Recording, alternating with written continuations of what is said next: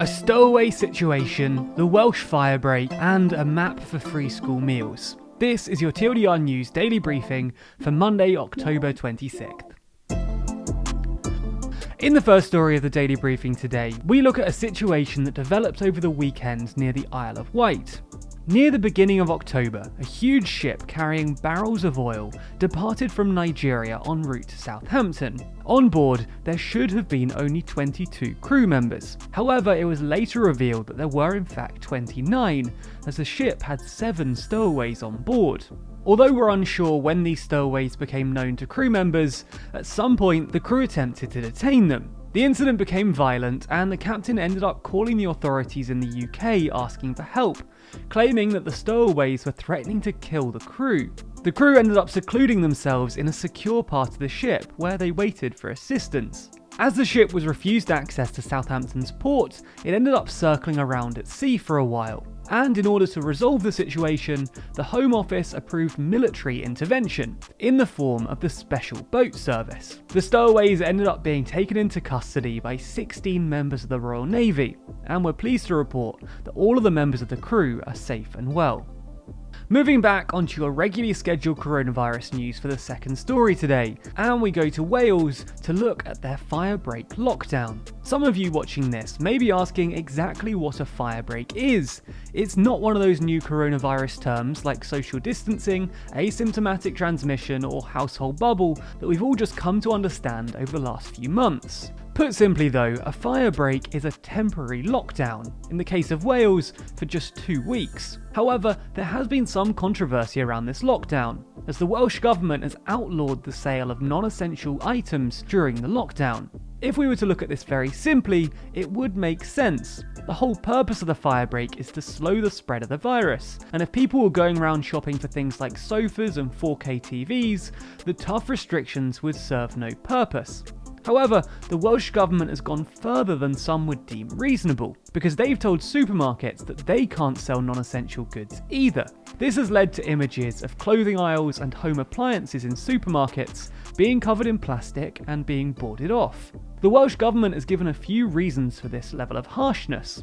The first one is to ensure competition remains. So effectively, as electronic stores have had to close, so too should the electronics aisles in supermarkets. They've also argued that people shouldn't spend more time in supermarkets than is necessary to aid with slowing the spread of the virus, and therefore, closing non-essential elements of supermarkets should help achieve this. However, this has led to some backlash from the Welsh public. In one instance, someone raised the point that a family could buy fancy expensive gin, but not a Coke for their child, while others were infuriated as one branch of Tesco closed its aisle selling toothbrushes and sanitary products. However, these items were later clarified by the Welsh Government as being essential. On the alcohol point though, it seems that a lot of people are especially angry by the fact that spirits are still for sale, while some children's products aren't. To some, this has become the ultimate example of absurd government decision making. However, I do think it's overlooked by some that for thousands of people, alcohol is an essential item. An estimated 587,000 people are reliant on alcohol in the UK, of which only 18% are getting treatment. So while alcohol might feel like a fun luxury for you, it's worth keeping in mind other people's reality during COVID, and the fact that forcing thousands of people to go cold turkey overnight isn't going to be good for anyone. Anyway, in protest of the perceived harshness of the rules over essential items in supermarkets, one man went to Tesco wearing just his underpants. When he was turned away by security, a woman filming the encounter said, "Clothes are non-essential, let him in." The security guard did however say that it was the government that set the policy, and that grievances should be raised with them instead. Also, just a heads up, online shopping does still exist, and no one complains if you do that in your pants.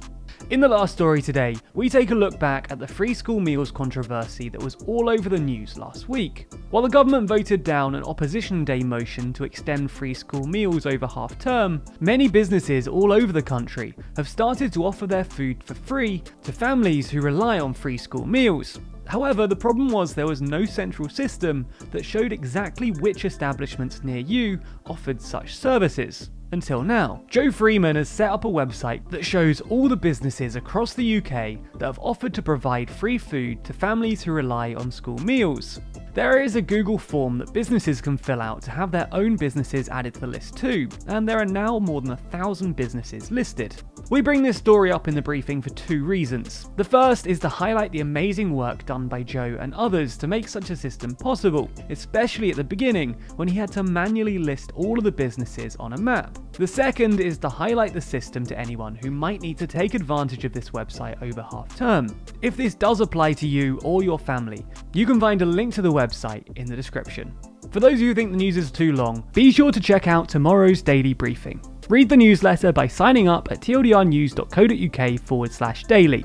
Listen to the briefing by searching for TLDR News in your podcast app, or watch the briefing over at youtube.com/TLDR Daily.